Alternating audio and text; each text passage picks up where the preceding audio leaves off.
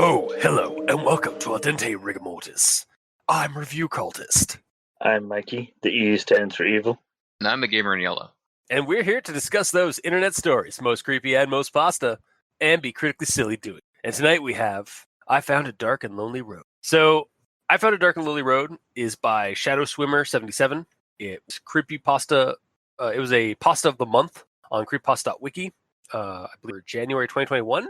So it's a fairly recent one, or at least like it's recently got highlighted. We're doing a recent one? I know, it's weird. Why are we doing this? Who are you? Hey man, like we had to eventually get through like all the back archival like footage of the archival content. You say that, but with us doing one story a week, I'm sure there's more than one story a week showing up. Yeah, no, that's true. Yeah.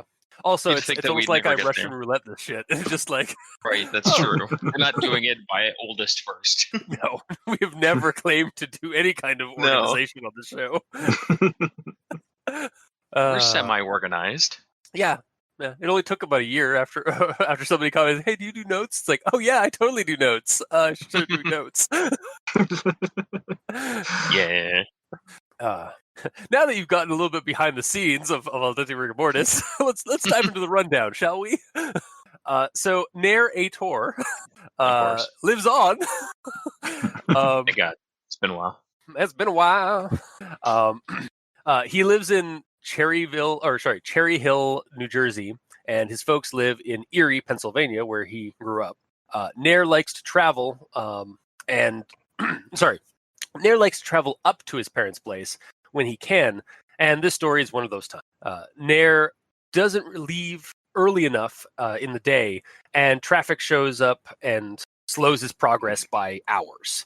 So much so that Nair is able to take a break during the gridlock at like a roadside diner and get dinner, and then get back on the interstate, and it's still packed for hours. So he realizes he's not going to his folks' place till like very late in the night, if that. So checking Google Maps, Nair finds a county road that may expedite. Take me home. Take him Oh my home. God! To the place where he belongs. Pennsylvania. Mountain Mama. Take me home. Country road. Literally just All have right. to change the state and it works. I know. I feel the darkness creeping and puppeting. We're getting ahead of ourselves. Yeah, a little bit. So yeah, checking, like he finds a country road that may expedite his trip. So he decides to take like the scenic route and get away from the gridlocked interstate for some rural roads through Pennsylvania. Because what's the worst that can happen through like a hugely forested state in the middle of the night? And as we find out, he will regret this for the rest of his days. While on the winding, isolated forest road, looking on his phone to see if he's actually like on track to get home, he finds that he nearly avoids hitting a car that's in the middle of the road. And then he stops and finds out that this car looks abandoned, and so Nair decides to investigate it, being a good Samaritan. Seems to belong to a family of three: a mother, a father, and a little kid. By the looks of a purse and wallet, and some other things on the scene, as well as a stuffed rabbit. A stuffed rabbit toy, not a taxidermed rabbit. That would be really fucking I mean, weird. you don't know that. It does say like stuffed toy rabbit, so. I mean, it would become a toy at that point. I mean, I feel like there is a difference between a taxidermed rabbit and a plushie rabbit. Oh, there is. I'm just saying. It doesn't straight up say it's not taxidermy. You're not saying, you're just saying. Yeah. But yeah, so yeah, the rabbit's like there, like discarded, like the whole thing's abandoned, like all the car doors are open and stuff like that, and it's in the middle of the road, so this is fucking weird. Something is definitely wrong here. Nair's former military training kind of kicks in, and he ventures to go out to check out the woods nearby, where he found some like signs of like trampling and like somebody like went into the woods. But as he's about to do so, or working up the courage to do so, because the really fucking dark woods, then the naked form of the mother, the father, the daughter, and along with like multiple other people in the shadows of the forest all start shuffling toward him like they are puppeted on strings. It's at this point. Also, they're calling out basically. They're mimicking what he had called out earlier. It's like, "Hello, anyone there?" With his flashlight and stuff when he was checking out the car in the first place. So it's at this point that Nair nopes the fuck out, and luckily escapes. And though he never tells anyone the fate of those people, he still had apparently the plushy rabbit that he accidentally like kept in his hand as he like escaped, to remind him of the haunting guilt and dread of the thing that lurks in the far reaches of uncivilized wilderness. Because it also sorry, I kind of get ahead of myself. There's also something in the trees that he maybe spotted that was puppeting these people. So yeah, that's the story in a nutshell. It's I summarized heavily there. There is a several pages of the story that just chronicle the drive to engross you into the story of doing a long road trip, and then we get like a lot more details about what's going on around the abandoned car and stuff. But that's the gist of the story right there. So I guess we move on to everyone tolerates the Grand Inquisitions at this point. And I have a couple actually. This one, even if traffic miraculously picked up, I still had a solid 5 hours of driving ahead of me. So at that point, I knew for sure it was going to be a pretty late that I was getting in. So I think we're missing a word here. So at that point, I knew for sure it was going to be pretty late when I was getting in. Yeah. The next one here. Sorry. But anyway. Oh, shit. And it's at this point that I realized, oh yeah, there's going to be a lot of ands and buts in this story. But that's not what I'm saying. But anyways, from those centers of development, the Harrisburgs and the Pottsvilles and the Scrantons and what have you, there's a whole lot of nothing. Period. Nothing and trees. Period. And dark and lonely road. Title drop, sort of. But also, I'll be the first one here to state that this kind of like these short sentences, I feel like they could read better, or they could be reformatted better. So after like there's a whole lot of nothing, period, nothing but trees, comma, and the dark and lonely roads. And I know I'm generally the defender of like these short sentences because most of the time I feel like the author is trying to use them as a dramatic effect. But for this one, I was just like I was kind of feeling particularly like snippy about that kind of thing when I came to it. So I was like, you know what, I feel like it could be a little bit better than that. Like it could be like maybe a little bit like more like joined together with some of the other shorter sentences to still be a shorter sentence, but also have some impact of that. Like so, like yeah, there's a whole lot of nothing. Period. Nothing but trees, comma, with the dark and lonely roads. So. I have a grammar thing on that as well. Okay. Mine's slightly different. Mine is nothing, comma, just trees and a dark and lonely road. Because there's only one road. Oh, that's true. Yeah, I could fix it for that. I feel like, I mean, yeah, mine, I guess, kind of just like adds on like kind of a more like broad stroke, whereas this one's focusing more on a specific road. Yeah. Yeah. I guess it is kind of talking about the whole area, not just this area. Yeah. I mean, the way it is, like, it still works, like Lonely Road, because it's also the title, like exactly, yeah. It's a title drop. Yeah. And then for some reason, credits start rolling. Silliness. And then we'll go on to my next one here. So it was that despite there was no possible way I'd be lost, as there were no other roads that I could have possibly turned onto and gotten off track, that I more and more frequently found myself checking my phone to ensure I was still on the right path. Okay, a little bit of run on. Mm-hmm. Also, I there was something wrong with that sentence. Like while I was reading, I was like, I need to restructure this a little bit. So I rewrote the story a little, or rewrote this. I rewrote the story, the entire story. Really? I rewrote the sentence to like try and like fix it to the best as I could tell. Find grammar problem. Step 2, question mark. Step 3, rewrite entire story. What Step happened 4, in between there? All right, so I'm gonna. This is my rewrite of that sentence. So it was that despite not having any other roads to turn onto and get off track, I found myself checking my phone to ensure I was still on the right path. Yeah. Yeah, just a bit of a a sort of a cleanup of that sentence. I was just like, there's just something wrong with like that first bit, and it was kind of run on, so I cut out like a large chunk of it just to try and like skim it down a bit. Yeah, you actually shortened it more than I did in mine. Okay. Mine, it's like right before it's him talking about how he's naturally bad at navigating. So like I cut that whole like so it was that comma out. Yeah. Because he just talked about what he's talking about, you know? Yeah. So I continued it with there was no possible way I could get lost on this road. There were no other roads that I could have possibly turned onto and gotten off track. Period. I also was more and more frequently checking my phone to ensure I was still on the right path. So I put it into 2 sentences. Yeah.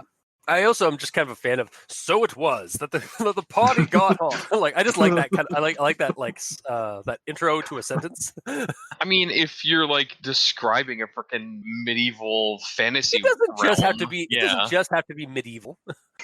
I know, but when it's just talking about like driving, like yeah, it seems kind of too chill for And so something it as was. extravagant as that. Well, actually, I'd say like it's fine for this because like it's like because he's using it to kind of contrast like the boring mundane road trip by trying to flavor it a little bit more as like a journey, like a void, like you're trekking a 7 mile or 7 hours worth of travel across a state. Like that's a harrowing journey in itself. I don't know if you've ever driven that, like done road trips, but it can be pretty harrowing doing that kind of Never thing. gone to TennoCon. Yeah, that's fair. Yeah, It's never happened. No. But also like it's not used in that. It's not just so it was. It's basically going like I'm bad at navigating. Period. So it was that, and also this. Yeah, so it was that. No, it's so it was that, as in like referring to the previous sentence. So not, yeah, it's not. Sorry. You know what I'm saying? It's Yeah, I do get what you're saying. oh, yes. And then kind of to add on to my original statement there of like is a run on sentence. Here's another run on sentence. Hey, I raised my eyeball. God damn it! out of my socket. Sorry. I raised my eyes back to the road after Google Maps confirmed for probably the 20th time I was still good on my route choice. And after my brain took a beat to process that what I was rapidly approaching was a vehicle stopped in the middle of the lane, slammed my foot on the brake. Oh god, okay, it's a hard read. Apparently, you really sound like you're struggling. Yeah, I was struggling a little bit. Yeah, so while this story has a lot of fleshed out details, I feel like it also sometimes suffers from the run-on sentences, as I'm pointing out with this example. It's just like, yeah, like again, like the details are good, but you need to break them up like somehow, or like occasionally. Yeah, just like put a period when it shifts between him talking about his phone and him looking up. Yeah, exactly. And then on to my last grammar inquisition. Was that actually the correction you did? I'm sorry. Contest. You had one job. I had one job. Yeah. I was just using that as a like example to point out that there's a lot of like run-on sentences in the story, and I will not be covering all of them in detail. Okay, fair. I'll leave that for you guys if you guys did that. Yeah, totally did. Yeah. Just my blanket statement on that is go back and reevaluate your story. Fair enough. So my last grammar inquisition. Looking at the flat foliage, at the stuffed rabbit in my hand. What? Sorry. What? You got all of mine. Yeah, I'm sorry. Would you like to hear? No. You know what? Here, Gamer in Yellow. Oh, go ahead. Do this I last care. one. No, you do this last one. I'm gonna chime in on it anyways. Go ahead. All right, fine. Looking at the flat. No, I'm just like thinking of like you just like God damn it. All right. Looking at the flat foliage, at the stuffed rabbit in my hand, then at that dark trees crowding maliciously. My thoughts teetered back and forth between what I should do. So I feel like in this case it should be then at those dark trees. You even corrected it the same. Yeah, it's what's wrong with the sentence. I know that. Okay, I'm sorry. So that's my grammar inquisition. I'm just gonna slink back into the shadows and let let you guys have the spotlight, or at least 'cause one of there's you so have many the have one of you guys have the spotlight. So, Yes. Mikey, I believe you have an it story, Yes, I or at least do. yeah, yeah. So, do you have anything else other than that, or are we just gonna dive right into that? We're just going to dive right into that. All right. What is this? I guess a is it Conjunction junction. conjunction junction? Yeah. Yeah. Sorry, it's been a while since we've done a conjunction junction. And now a conjunction junction with Mikey. The E stands for evil. Take it away. And yet there is one choice I made, one road I took, that I just can't help but wonder how things might have turned out if I'd only done something different.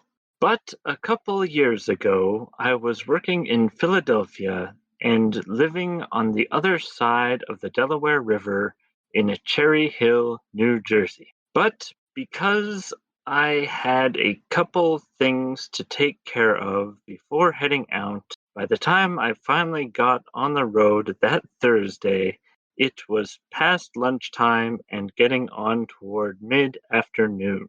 And then 2, and then 1. It was one of the worst deadlocks I've ever been in. It's a funny thing about human nature. Most of us don't like to sit still. And that is a choice that will haunt me until the day I die. It took me on a general southwest diagonal, but turned and doubled back on itself enough that for the first 30 minutes or so, I got regular views of the stalled traffic on I-80. And it was remote. It's got a decent number of big cities. Pittsburgh and Philly both have enough of a population to support major sports teams. But away from those centers of development, the Harrisburgs and the Pottsvilles and the Scrantons and what have you, there's a whole lot of nothing.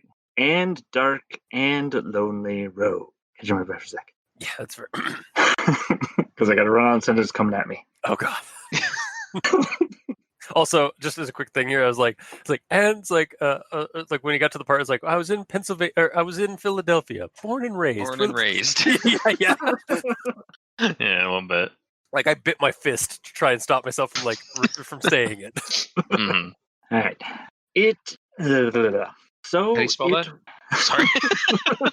So it was that, despite there was no possible way I could be lost, as there were no other roads that I could have possibly turned onto and gotten off track, that I more and more frequently found myself checking my phone to ensure I was still on the right path. And on further observation, I saw an item dropped out onto the road by the rear driver's side door, something that appeared to be a child's stuffed animal. But before you judge my decisions too harshly, it bears mentioning that I've spent some time in the military. And so I got out of my car but kept it running. It was a child's toy, just as I had suspected. A stuffed rabbit with well-worn patches showing signs of frequent love. It was hardwired into my system. And that's when a white flicker of movement entered the very edge of my flashlight beam. It was Mary Walker. And now I could tell there were more.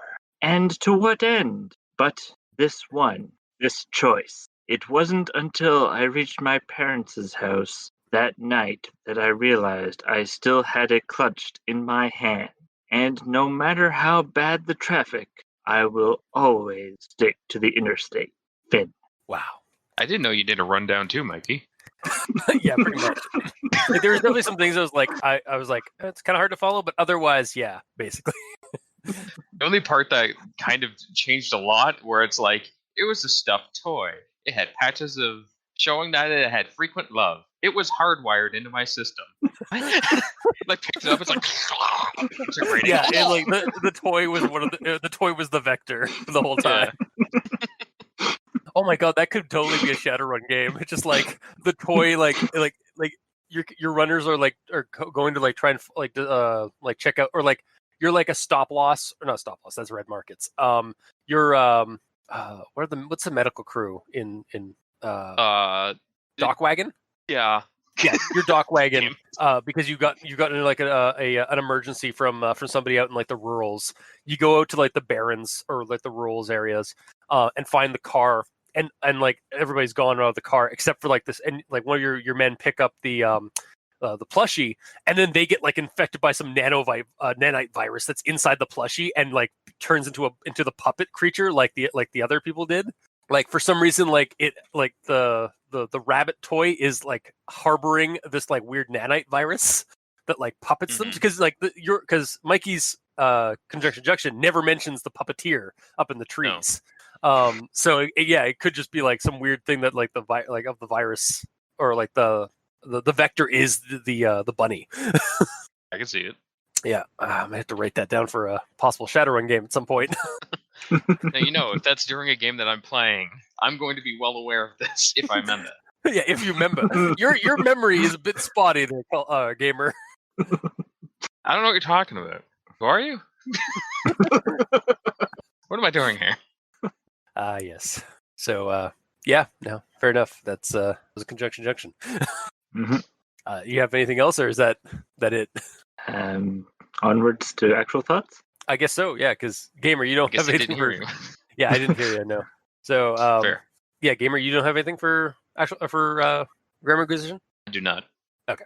Although I think we should briefly say that when we do Conjunction Junctions and its stories, it's because there's usually, well, not always, but sometimes a large amount of sentences that are starting with words that they shouldn't. They're starting with like words that should be used to connect sentences, not start them. Yeah. Mm-hmm. Just for those not in the know. Also to remind me constantly, because I always forget why we do them. Oh, really? Or don't fully... Remember, I can't always say this. Like, I don't fully understand why we do them. I just kind of like agree to it. It's a thing now, I guess. Yep. I think it's because like I'm so used to reading stories that have those. Like they're just they're all over the place. Like even in novels and stuff I read. Yeah. So it's one of those like generally like, it's almost like it almost gets a pass a lot in like professional writing sometimes. Well, because, like it really depends. Yeah, it depends obviously it depends on the writer and the editors and stuff like that. But yeah, like I mean, you know what I mean though. Like I mean, I have read stories that don't have novels that don't have it, but I have read a lot of novels that do like use it a lot, use ands and buts a lot. Yeah. But anyway, I guess we'll move on to actual thoughts. I love how almost every time we have a conversation after the conjunction story to remind me why we do it. Well, it's good that we do because it reminds anyone listening too. Yeah. Also, just speaking about people with bad memory. Yeah, true. Yeah. But yeah. Anyways, moving on, pushing forward, and so it was. The cultist Mikey and Gamer ventured forth into the actual thoughts. Nice. So I'm going to start with this quote here. I've had highs and lows like everyone else, sure, but I do what I can not to worry too much about what could have happened if I'd made a different choice. If I maybe hadn't taken the road less traveled, and that last part, like taking the road less traveled, is in quotes. Ha! Thematic, because the story's about a dark and lonely road, i.e., the road less traveled. It is metaphorical. Yeah, a little bit. Sorry, I just had to get that on there's a couple of ones where I just comment like that while reading the story. So, welcome to actual thoughts. Yes, exactly. So on to my next quote here. I knew I'd be moving again before long, and my folks aren't getting any younger. So I tried to find a weekend every month or so to make the 7-hour trip to visit them. And so in this story, we do find out where he lives and where his parents live. So he lives in Cherry Hill, New Jersey, and his parents live in Erie, Pennsylvania. So I Google mapped it. Yeah, basically, it's give or take 7 hours. It's about like 6 hours and 45 minutes. But I mean, with traffic and with like other things, it's about a 7-hour trip. Mm-hmm. honestly, and it also touches on like honestly, this story has a lot of like navigational information that is super detailed. Yeah. Like he basically maps out the route he You takes. could use this story as a map to get from point A to point B. Yeah, and I mean this in a good way. Like I was there in the car while he was driving, like while reading the story. So it definitely feels like the writer is either writing what they know or at least researched the route between Cherry Hill and Erie. So, and then this one here, Hell, the translation of the name means Penn's Woods, after all. And it was at this point I was just like, oh shit, yeah, I never actually clued in that Sylvania of Pennsylvania or Transylvania is a derivative of Sylvan, which means woods. I sort of learned a thing. I just like never clued in that like Sylvania is totally just like a derivative of Sylvan, which is wood, which I am familiar with. Neat. And then I got a plot hole here for the story. Uh-oh. Biggest immersion. Uh-huh. The Blair Witch Project didn't have to embellish that aspect of the state. The fact that you could head into the woods and walk for dozens of miles in any direction without seeing anything like another human being. But the Blair Witch Project was set and filmed in Maryland. Granted, I will say it's Burkittsville and the Black Hills of Maryland is in a location in Maryland that is near the border of southern Pennsylvania, but it's also nowhere near the route that, or like it's nowhere near like the route that this guy's taking from New Jersey to Erie, Pennsylvania. Like I it's think what nowhere he's saying in is basically Pennsylvania as a whole is like that, and so yeah, but he's straight up saying like Pennsylvania or like the Blair Witch Project like epitomizes that aspect of the state, but it's the wrong state he's mentioning, right? I suppose. Yeah, but he might be saying how it's. I gotta reread this. Of the state, yeah. Yeah, and like Doesn't embellish the aspect of the state. Yeah, like maybe if he had said like the East Coast states, because like that would like kind of broad stroke across like all the states that are in that part of the in that in quotes neck of the woods. But yeah, I was just like that's what like it threw me off. It's like, wait, Blair Witch Project didn't take place in Pennsylvania; it took place in Maryland. Even though I mean, like they are kind of like they're bordering each other and they share similar like topography and geography and stuff. But yeah, it was just like break some news to you, buddy. But I get it because they're in the woods. Yeah, exactly. I love doing those long pauses. Sorry, I know you do. Yeah. All right, on to my next quote here. Actually, really before you do that, okay, yeah.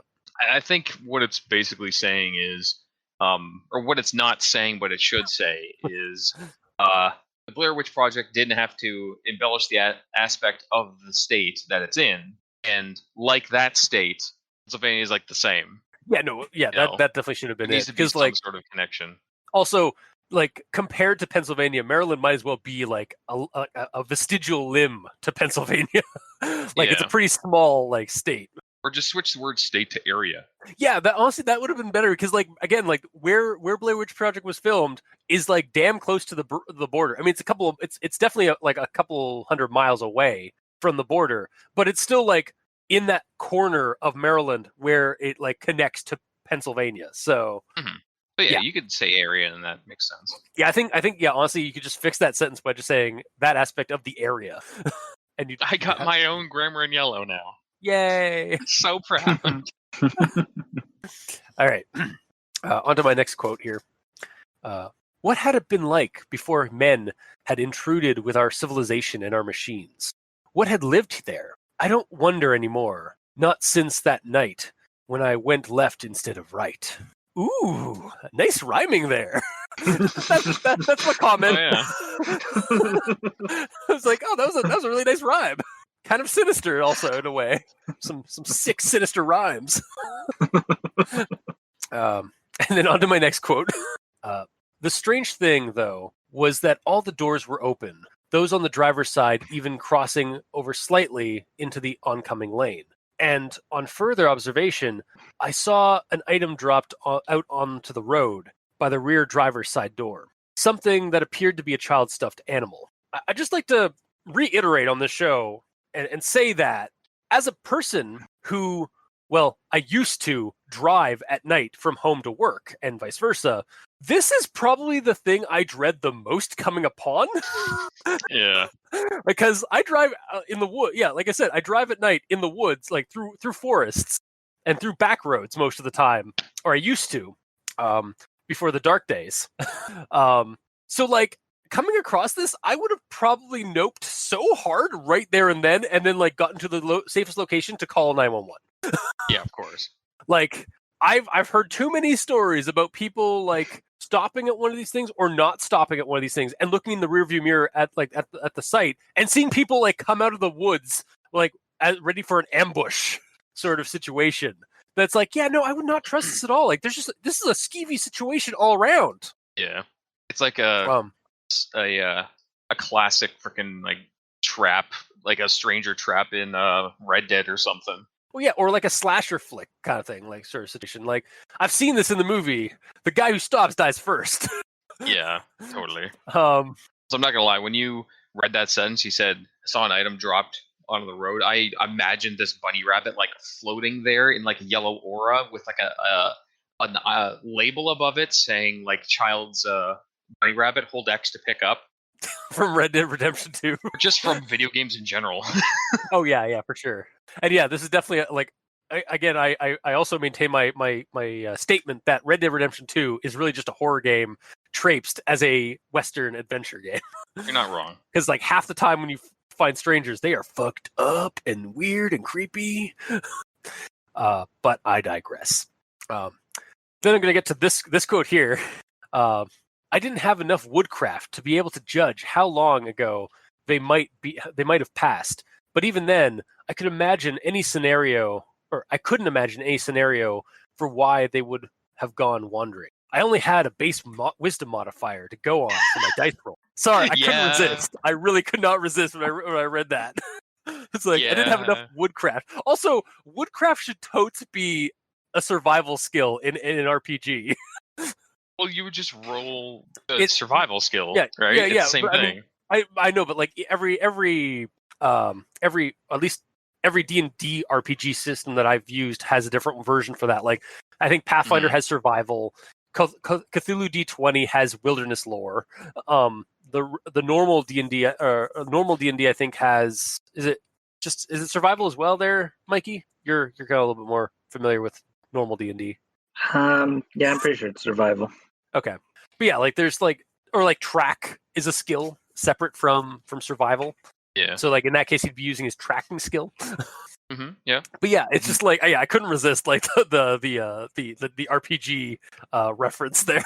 Yeah, I did the same. When I wrote down, it sounds like he's talking about his D20 stat and woodcraft isn't high enough to judge. Yeah, exactly. And now I'm going to read a paragraph, and bear with me because I feel like it merits, for me personally, it merited addressing this. So I raised my foot to take a step onto the beaten path, and that's when a white flicker of movement entered the very edge of my flashlight beam. It was Mary Walker. She was naked and walking stiffly, unnaturally, her arms swaying out of sync with the rest of her body, like a marionette manipulated by an inexperienced puppeteer. "Hello?" her voice called out.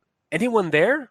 More shapes came into view behind her, shambling along. Here, the bearded man who must have been Mary's husband, her little daughter, owner of the well-loved rabbit, both naked, both moving as oddly as their wife and mother. And now I could tell there were more, many more, their forms indistinct out of the direct light, but so many they caused the darkness to pitch and swell with their odd, staggering passage, their voices a chorus. "Hello?" they called. "Anyone there?" Parroting back the question I'd asked only a few short minutes ago when I'd approached the abandoned car. And to this point, I'm just like, holy shit! Like, up until this point in the story, I didn't really know what to expect on the horror angle. Outside of some people abandoned their car why'd they abandon their car? Like maybe they got taken by some people out in the woods or something like that, and this is where the story's going. I did not expect, like, after the pretty slow burn to this point of kind of building up this stuff, it was really, like, I found it like that, like the leading up to this really interesting, and I had no clue that we were gonna get this kind of like fucking spooky, like puppeted people sort of angle. Yeah, the puppeted naked people is the most horrifying thing I could have imagined when this got dropped. And remember what I said earlier about like how an abandoned car in the middle of the woods is one of my worst case scenarios for when driving through country roads? This would definitely top that, or at least escalate that situation. Yeah, like if you had like a drop-down menu of picking the worst outcome that could happen after seeing the car, this would probably be the worst. Yeah, 100%. Just like the idea of like these naked people coming out of the woods, all like moving wrongly, like as if they're puppeted by invisible strings. Like I'd just be like, "No, dog, I'm out. Fuck it. Where's my bullet? I'll do it myself." Like shit. Like it's like I would be rolling real world sanity dice to see if I run, fight, or fugue. Yeah, no, this threw me off guard, and I was surprised. It threw me completely for a loop, and I was like, "Oh my god, holy shit!" I was wondering where the story was going, and I'm still not prepared for this. And then we get to this line here. I chanced to so this is when he's escaping from, like, he correctly nopes out and manages to escape and is like driving away. So I chanced to glance in my rearview mirror. The pale form of Mary Walker stood halted just at the edge of the forest where the trees met the road. One hand was raised, beckoning me to return, or perhaps waving goodbye, her face a mask of confused sadness. And just like, God, I think it's worse if she's waving goodbye. Like, just the creepy thing in the wood, the creepy like tree angler in the tree, like up above, just like bidding farewell to the one that got away. Like, I think that's he just worse. wanted more friends. Yeah, it's oh my god, this is a buddy horror. But it's a buddy horror that's still creepy. It's a buddy horror that's still creepy. Yeah. But yeah, no, it's just like, fuck. Like, cause like the beckoning thing, like I've seen that 100 times in like movies and stuff like that. Like when like a creature like does that kind of thing. But I think it's even creepier if it was just doing it like to like waving goodbye. It's like you outrun us for now. You'll be back or not. Like So and then we leave. I'm going to leave off my actual thoughts with this one here. With this quote. I try not to think of it too often, but every now and then my thoughts turn to the stuffed rabbit. It's not until I reached my parents' house that night that I realized I still had it clutched in my hands. And I was like, yes! I was reading this section and thinking, you still have that rabbit, don't you? That's one of the things. How would he not notice that it's not clutched in his hands? I mean, he's driving, so he uses his hands to drive. The trauma, he has more pressing matters to think about. Yeah, the mental trauma and like his mental fortitude is not in a great place right now. Like he does say, like most of his drive is like on autopilot, which I just want to say, like for silliness, it's a miracle you made it. You made it that 5 hours on autopilot. But I think it'd be better if he got to his parents' place and he looked over and he saw the bunny there because he tossed it in the passenger seat. Yeah, that's obviously probably like that's more realistic. What would have happened? Like he just like threw it in the car like with the rest of his crap and just started driving, like the flashlight and the bunny just into the side and just started driving. Yeah.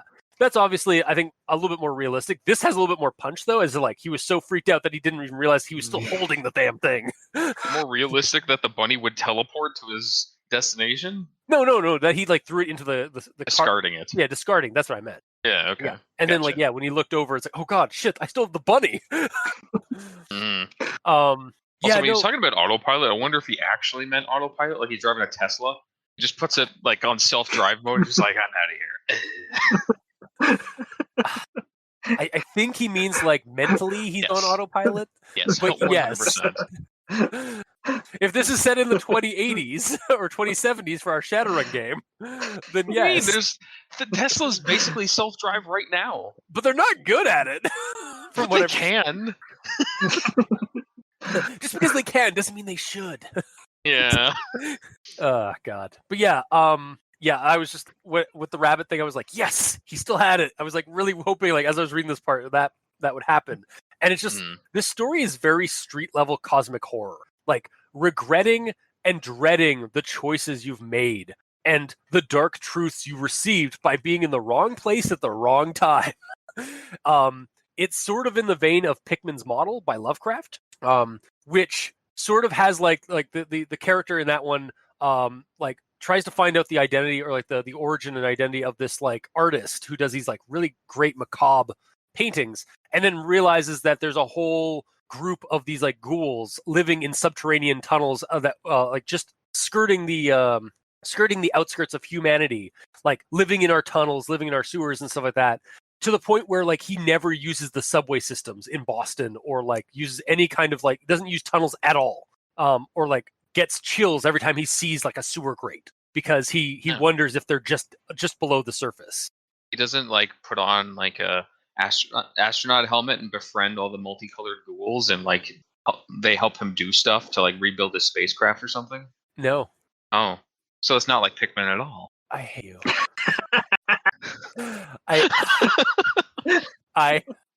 It's fine. I'm done. Yes. Oh, I think he's leaving. Yeah. Excellent.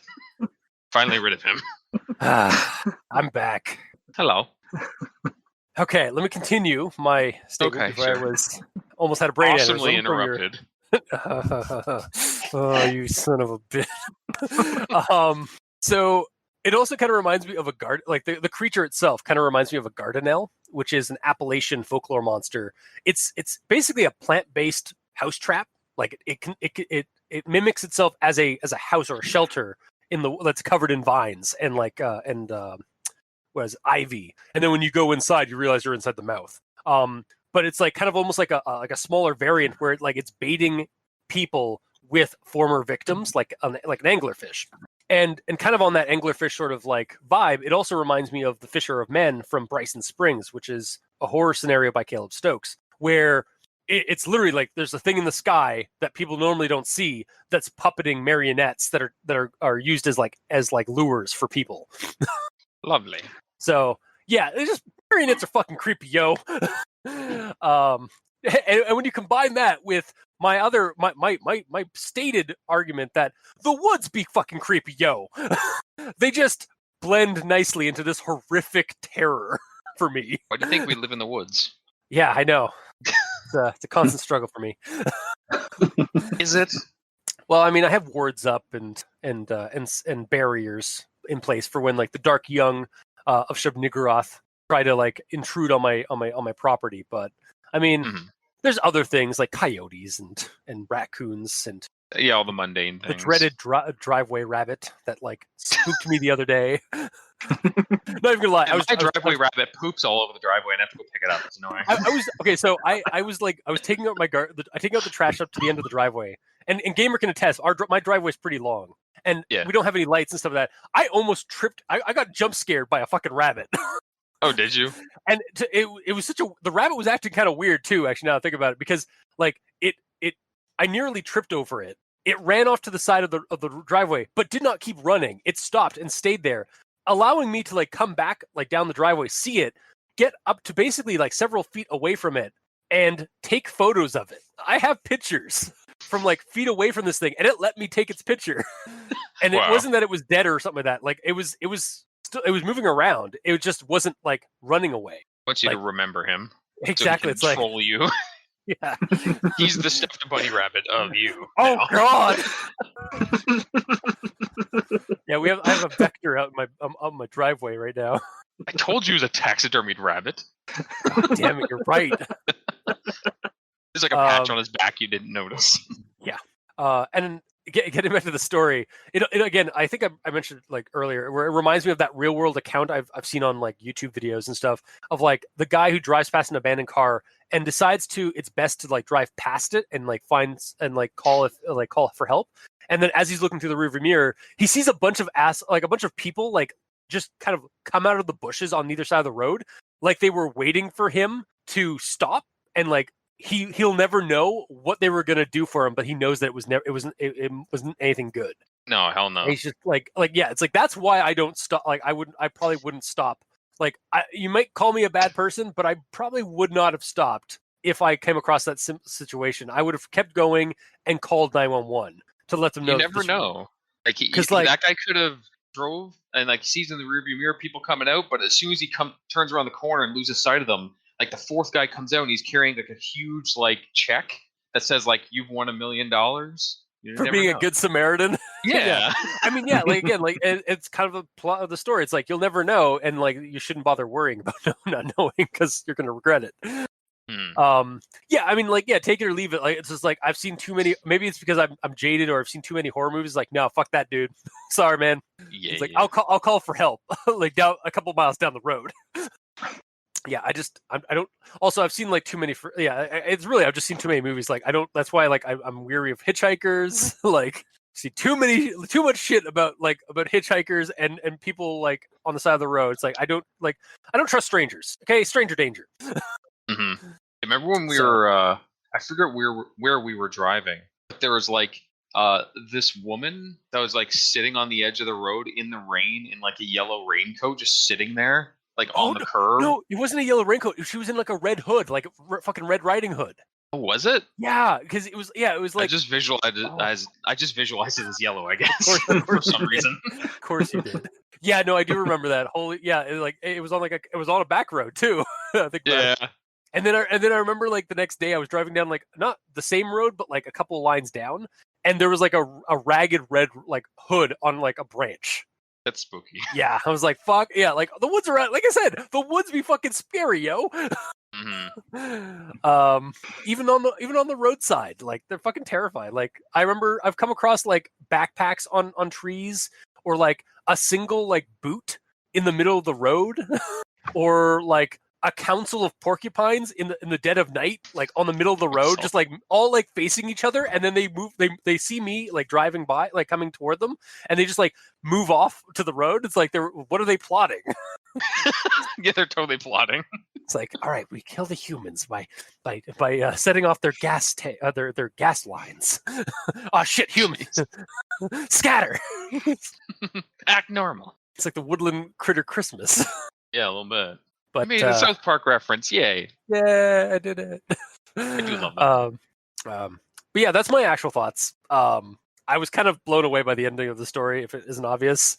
So let's see what you guys thought. Just gonna move over to Mikey. These tents for evil.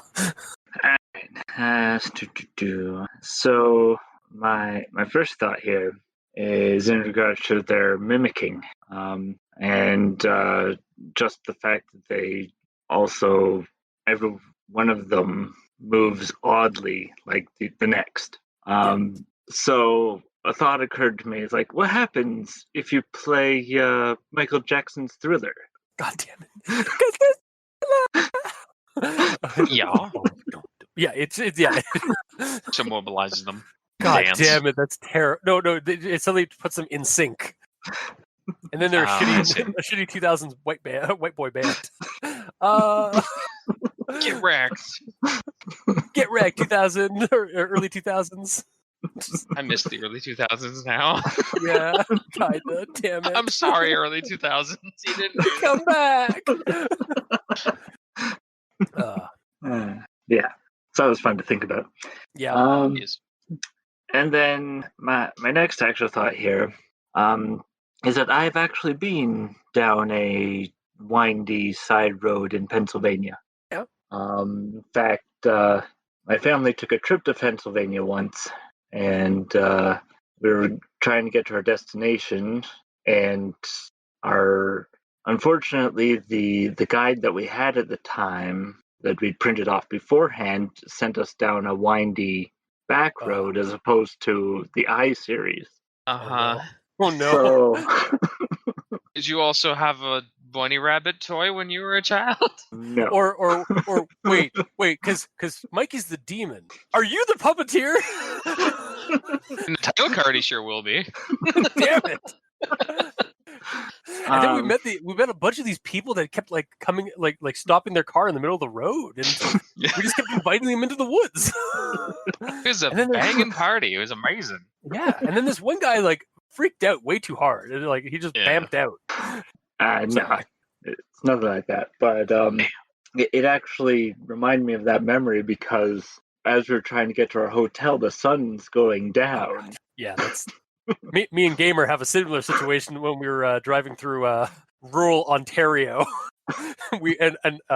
After I grabbed my current car from a dealership like 4 hours away from where I live, and we were like we decided to trek down into the escarpment, like down an escarpment and into a valley.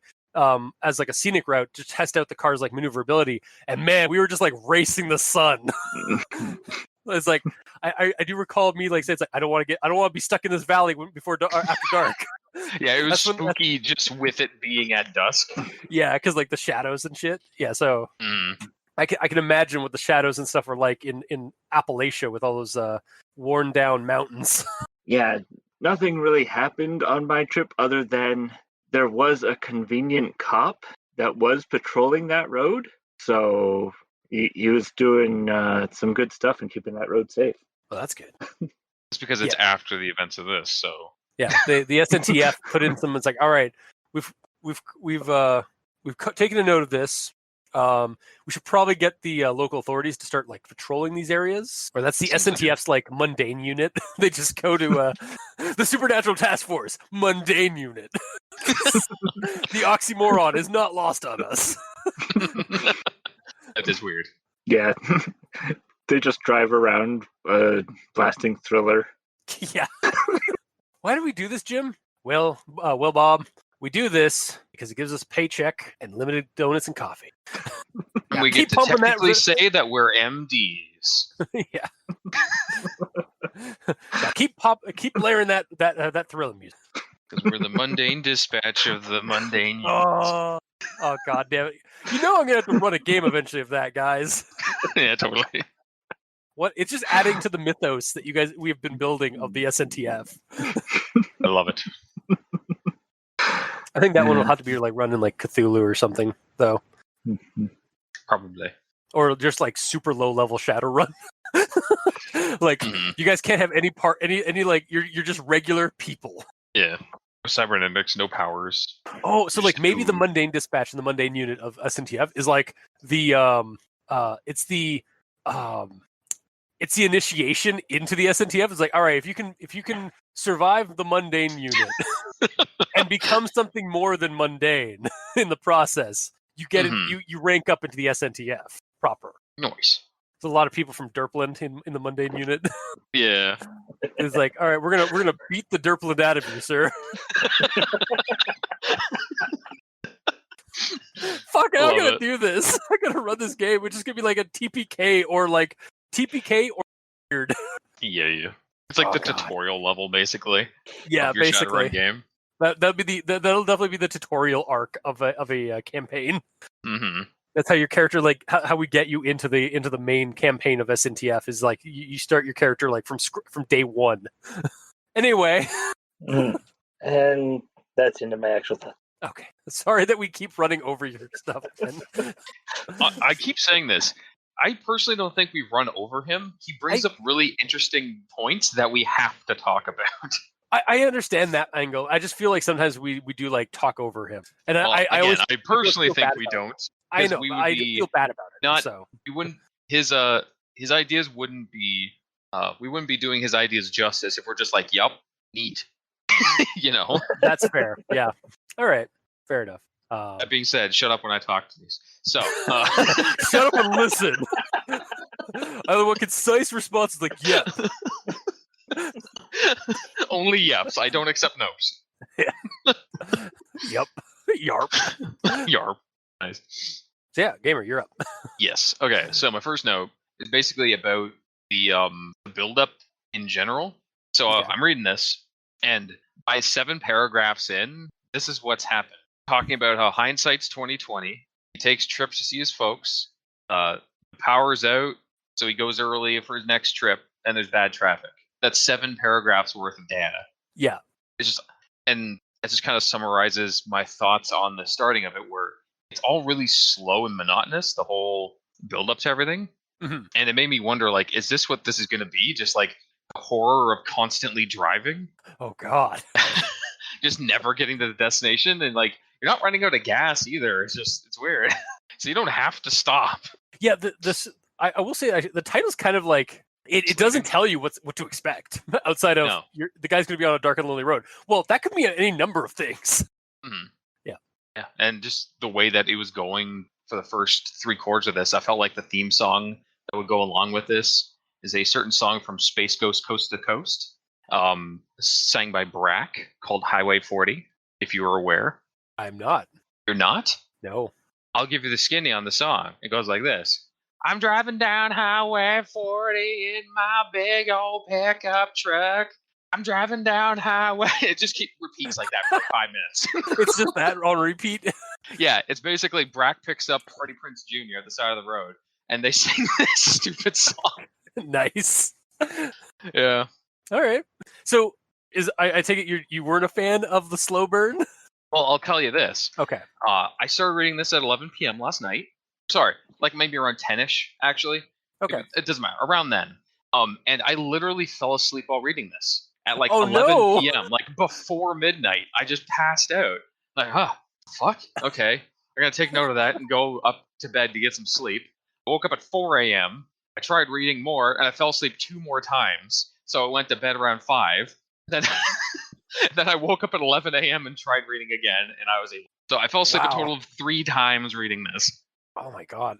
So the monotony was real. Wow. Okay, so you did not enjoy the slow burn.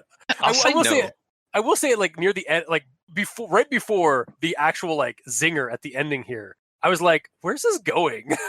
Like, like we're almost like I'm 2 pages away from the end. Is this actually going to have a horror thing? And, oh my God! Yeah, pretty much. And then it did. But like, yeah, I will say like it was really like.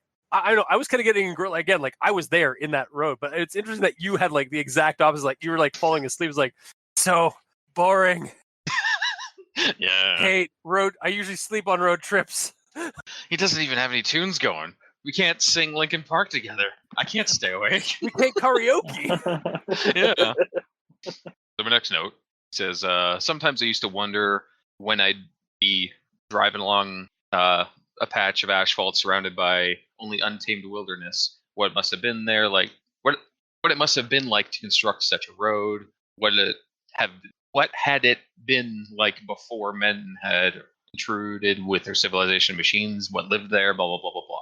So when I read this, I read it as Nair contemplating what would have happened and who would have been living here if the pilgrims never came over, which kind of confused me for a second. I'm like, wait, wouldn't the answer be Native Americans? Yeah, I think I think I think Nair is kind of forgetting this, because I think he's like just like what non-human creatures lived in these woods before humans even existed here, like kind of thing. But I think he's also I think he's forgetting. It's like, well, before men, I'm doing in quotes, and their civilization and machines were here, there was a whole other people here. Yeah. Like, But I think it might have actually meant like not necessarily going back that far. Like dudes with like dump trucks and bulldozers and shit came in and made a road. Yeah. You know, it's not going hugely into this historical situation. It's just talking about that. Yeah, it's not getting complicated. It's not getting muddied by the fact that like colonialism. Mm-hmm. But that's where my mind went when I read that.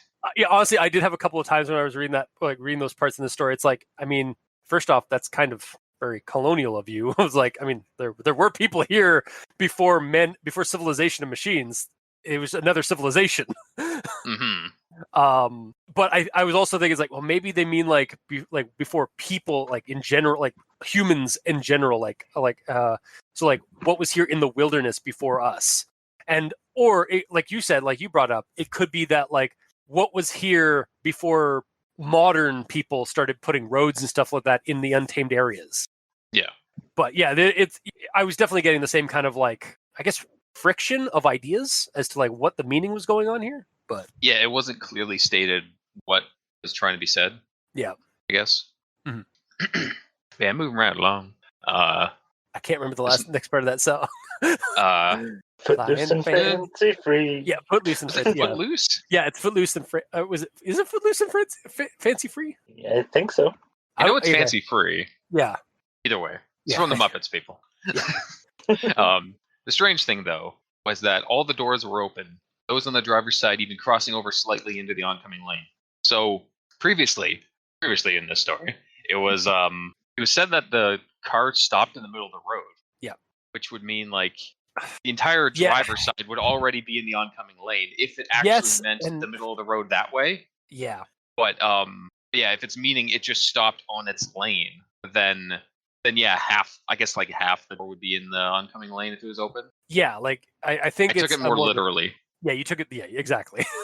and to be fair, I also originally took it literally, and then I was like, oh, okay, wait, so it's still on the right side in its lane. It's just really close to the divider line. Yeah, I don't even know if middle means it's closest to the center line. Like anywhere on your side of the road, if you're stopped in the middle of the road. I got a perfect way to clear this up. Have you? The car was in the middle of the lane. Yes. Or Mic just drop. stopped in his lane. Yeah. The middle is the confusing part. Yeah, just stopped in the lane. Yeah. And then my last note, when he says, I thought about calling 911, but didn't. What could I have told them?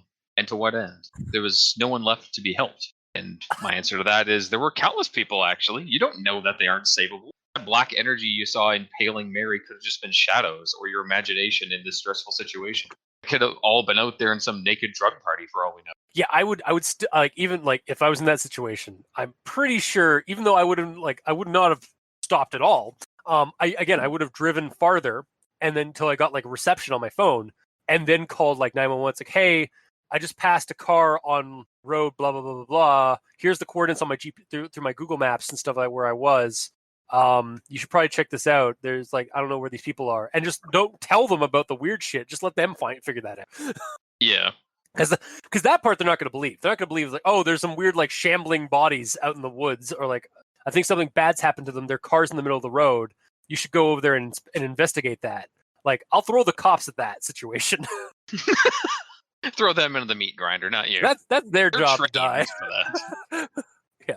They have guns and such. Exactly. They have the weapon. They have the armaments. They've got a level over me in terms of like, D&D and stuff. Mm-hmm, a little bit. They're at least a level 2 person. because they've gone through training, like some training of sorts, and have like armaments. Although one could argue you are better trained with the supernatural than they are. I doubt it. You sure about that? Yeah, I mean, I may Mr. I put runes up to. I may have like a couple of points in mythos and a couple of points in occultism, but I don't have diddly squat in athletics, in acrobatics, in firearms, in melee. We're assuming that this thing can be dealt with physical means. I barely have any points in diplomacy, man. Yeah. But yeah, the second part of my note here is calling the cops would be good. Yeah. To either A, for them to find it and stop it, or like just keep people away from it if they can't stop it. If they're aware that it's there and they can do that. Or B, have them tell you that there was nothing there, which would help him ease his mind. Believe that it wasn't real anymore. Yeah, basically, by not acting, he's putting himself in the worst position to be in, like mentally. Yeah, and I mean that is kind of that is a common trope in horror stories. Is like the character makes the wrong decisions, and screws themselves over because of that. But yeah, realistically, probably should have done that stuff that you said. Everything else has been quote unquote realistic-y. Very like detailed at the very least. Like it feels like he's basically like again, this was either very well researched or very close to home, like for the writer. Up until the point where the supernatural thing actually happens. I mean, you never know. Yeah, I've certainly written stories that are based off of weird situations that I've encountered on the road. So who hasn't come across old triangler, the Appalachian triangler? Oh God, this is the Kentucky tree dolphin. It moved upstate. I think I remember you telling me about that. Yeah. Yeah, that's the end of my actual thoughts. All right. Also, I kind of now want, like, if whenever we run Call of Cthulhu or like Cthulhu D20, I kind of want somebody to perform podcaster Why? Just like if like you're just to have like as a character thing, like you're a podcaster, so you're good at like recording like audio content, or you have like you get like a bonus if you actually run into danger to get like content. Wouldn't that make it worse though? Because content would be more danger. Yeah, well, that okay. First off, there's no narrative without conflict, or no drama without conflict. So yes, yeah, like you gotta like it'll make make the story more interesting. But anyway, all right. So that's your actual thoughts. Yes. So then I guess we'll move on to final thoughts. So yeah, the story has got this thing going where like we brought up earlier, it's like where it builds up the drive and builds up the driving trip and slows down to investigate this weird car on the road situation, and then bam, creepy people puppets and a creature up in the trees who's gonna get you. Accurate. like lots of slow burn with a really fun horror zinger at the end. And if you can make it to that through that slow burn, like hit or miss as it is apparently between our group, you get that really good like really good horror element at the end. It's like a really long wick that's put into like 5 tons of dynamite, but takes for ages to get there. Or it's like a roller coaster, like the Bat from Canada's Wonderland, where like you're going up, like it's super slow and super slow and super slow, and then it drops you down for like a few seconds of thrill. But it's like a minute to drive to bring the carts all the way up to the top of the ride. Yeah. And I mean, personally, I enjoyed it. I was kind of I was surprised that you fell asleep so many times, but I mean, it's also I can also understand it is a bit of a like I enjoyed it, but I can get why people would like find it like that really monotonous, like for 7 pages almost, for like the majority of the story. It's just like him talking about his drive up to like even before like basically driving like on his drive, getting out of New Jersey. The real horror of the story is the mundane terror of leaving New Jersey. That's why I said in my notes, like, is this literally just going to be the horror of constantly driving? Yeah. It kind of reminds me of that one other like roadside horror story we did where it was like the guy went into like the liminal state of roads. Yes. But yeah, the I enjoyed it. I was kind of engrossed by like the read. Like there's a lot of details here that like show that this person either knows their stuff or did their research of like the route and stuff. So it got me immersed into the story of like this road trip that the guy's taking.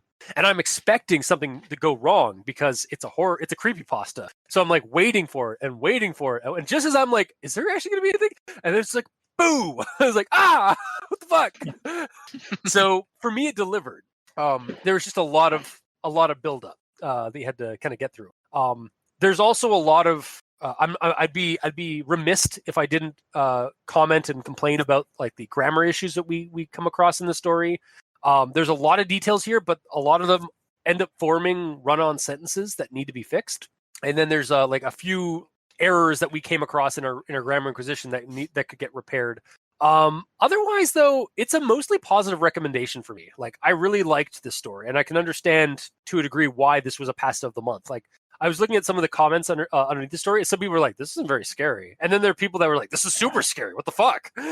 So, like, I can kind of get that mixed review of it, but yeah, for me, it's mostly positive. So, Mikey, these 10's for you.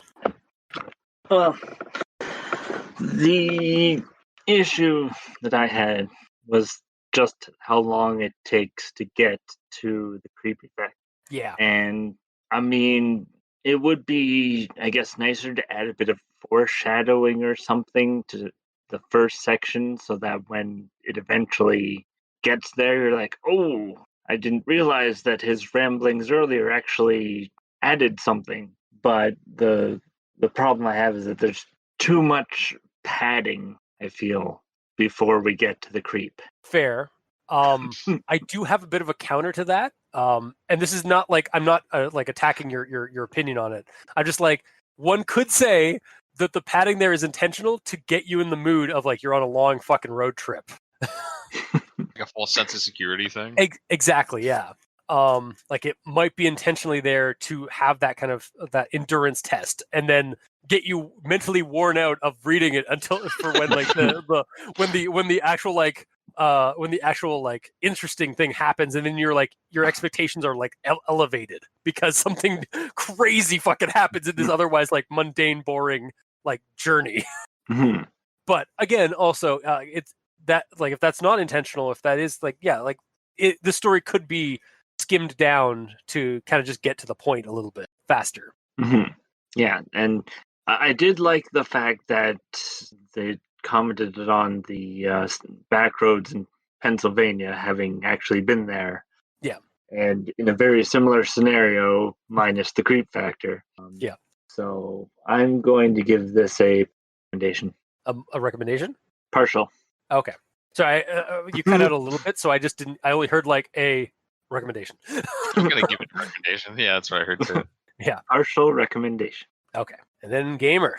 I mean, I kind of agree with both of you in certain ways. Yeah.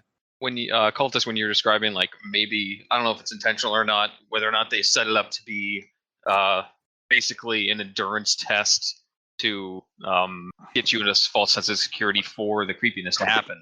It's possible because like as soon as it happened, I felt my expectations were lowered. Like you said, raised, but basically because something happened, anything happened, I was happy to see something happen.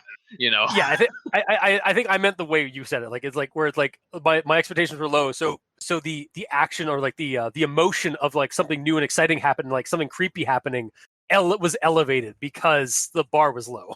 Mm-hmm. I think that's what I meant. Sorry. Yes, that's okay. But yeah, because of that though, I don't know if like based on your like your notes on all this, I can make assumptions and all that. But because my bar was really low, I don't know if the drop of the creepiness was actually well done or not because my expectations were already set so low. You know? Yeah, I mean, you could.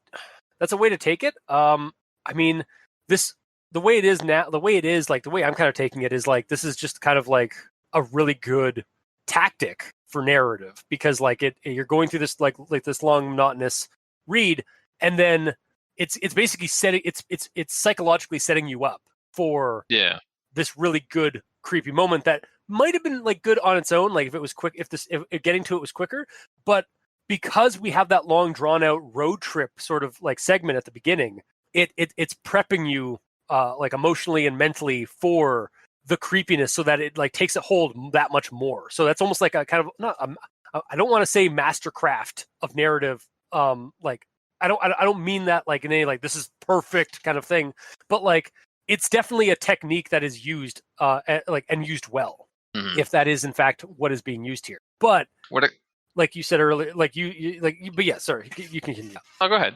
Oh no, I was just saying but like you said, like it is like it is it's a lot of padding at the beginning, or like I said, like you fell asleep a couple of times reading the story.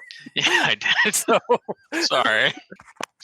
Yeah, so the way it kind of reads, it kind of seems like if it's like it's a text transcript of like a 30-minute long found footage film. Yeah.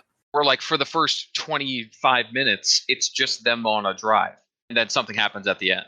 I mean, that's basically the Blair Witch Project. Yeah. Nothing fucking happens except for like some small, like outside of some drama of them getting lost in the woods, but nothing fucking happens until like the last like 10 minutes of the movie. But that's part of the adventure of it is like you like because in the rest of that movie, like at the beginning, like to that last 10 minutes, you're learning about the characters, you're learning about like the build up to this, like you're getting some build up to what is about to happen. Because like they're doing the research while like they're filming their interviews and stuff with people in the town of Burkittsville to get like certain like parts of the legend. And then when they're in the woods, they're just trekking through the woods like campers and stuff like that, and that's kind of boring. And then there's the guy lost the map, so there's now some tension. Well, nothing's really weird's happened, and then like the last 10 minutes, or like they've gotten a few weird things, like they found the stick figures, and they found some like rocks and some like weird like things. Somebody they think somebody's fucking with them, but they're not sure who it is. Anyways, let's keep walking, try and get out of here. And then they're still walking. There's some tension building between the characters. and then like the final couple of nights in the last 10 minutes, that's when like all hell breaks loose. And that's real. I think that's what made that movie like so like gripping and impactful, was like the build up, like it was like realistic and kind of like mundane build up, and then this weird what the fuck moment happened at the end, and then the movie's over because the characters died and people found the tapes like a year later in a bag. So that's the thing, in that movie there is build up that connects to what's going to happen. In this, all of the quote unquote build up is mundane stuff that has nothing to do with the events that are about to happen. I mean, I feel like like the build-up's there because like the guy, like it's all about him doing this drive to see his parents. So like it all fits. But there's just like I guess there's no like I guess there could have been like some things ahead of time, like maybe some old signage on the road like leading up to that one the one road he took, or like maybe there's some like old like he sees some old cars in this on like out in the woods. Like that could have been some extra like build up to like kind of denote that like something weird is coming up ahead. But yeah, you know, I don't know. like, there's a video that we saw, and I'm pretty sure we did a episode on it. I guess I don't remember. It was called like No Way Road or something like that. We did last year. No End Road. Yeah, where like they drive around and they get to this intersection, and then they make a decision to do a turn, and they keep coming back to the same intersection. And then it gets weirder and weirder until there's a confrontation with a guy at the end. It's like this story is almost like they get to that first intersection and the confrontation's right there and they leave. That's the difference between these two, where that one has build up and it's getting worse and worse, and you're starting to see things happen instead of just bam, bad shit, bam, it's over. You know. I get you. So this one, this one has too much build up focusing on like just the road, the journey to his parents' place, and not enough like build up to leading up to the jump scare basically. Whereas I kind of get what you're saying. Like whereas if this one had a little bit more clues or hints as to like what was coming up, it might be it wouldn't be as boring like or it wouldn't be as like as much, it wouldn't feel as much padding to as it is. Yeah, especially since when the creepy stuff does happen, it's not like a malicious attack or nothing. It's really chill. So yeah, it's super like, well, it's again, it's like it's angler fishing. So it's just like it's putting in its lures to try and grab more people. But it's super chill. Because of that, the sudden appearance of the creepiness happening is kind of lost on it because it doesn't use the suddenness for like a surprise attack or nothing. You know, it's just there because of how chill it is, and because of how the creature's just like bye, like it doesn't really care. You feel like it wouldn't care if he saw if there was any sort of buildup. Like you figured he'd be not trying to hide shit, you know? Yeah, like I see what you mean. So like there should be more cars. Like again, there should be more evidence that something is wrong on this road. Especially with that many people. Like I understand. Yeah, it does make you wonder like how many, maybe this is like the end of the line. Like there's like if the guy was to keep driving, like if he kept, because he goes back, he doesn't drive forward. Correct. But like if he had driven forward, he would have seen that this was actually the first car, or the latest car in a line of cars down the road. Yeah. Like the farther down this road you get, the more cars are just like scattered across the road. Yeah, like the front line keeps getting pushed closer and closer to town. Yeah, exactly. That's an interesting take on it. I can appreciate that. Yeah. If that's like, the case, then it's awesome. Yeah.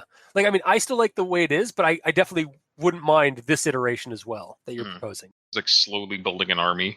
Yeah, it makes me wonder, like, what the fuck is this angler doing with these people? Like, he just likes to put. I've got no strings to hold me down. He's just it's just like a baby one. He's just playing with his toys.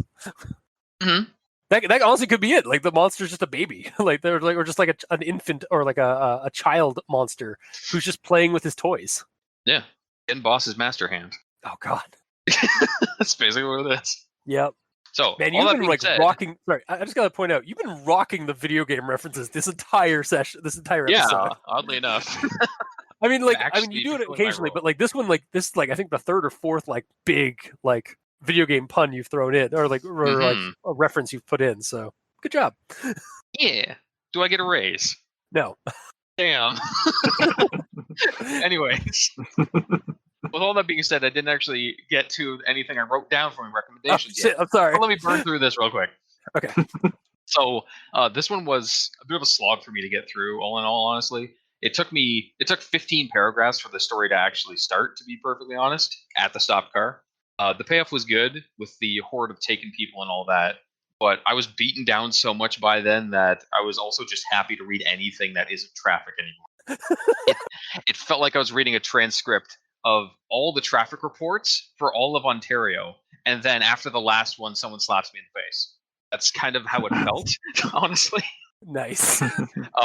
If this was set up and like trimmed down a lot, it would have been more. I would have been more positive with this, but as it is, the most I could give it is a maybe, because I am intrigued with the puppeteer in the woods. That's cool, and I do like the life lesson of don't worry about your past choices, because even if you went back in time to that point, you'd make the same decision because you have the same things happening to you.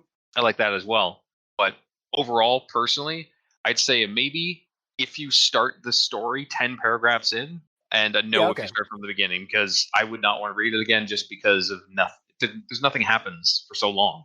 Okay, so like basically cut out some of that fluff with the traffic stuff to like or change it from fluff into something that's actually meaningful.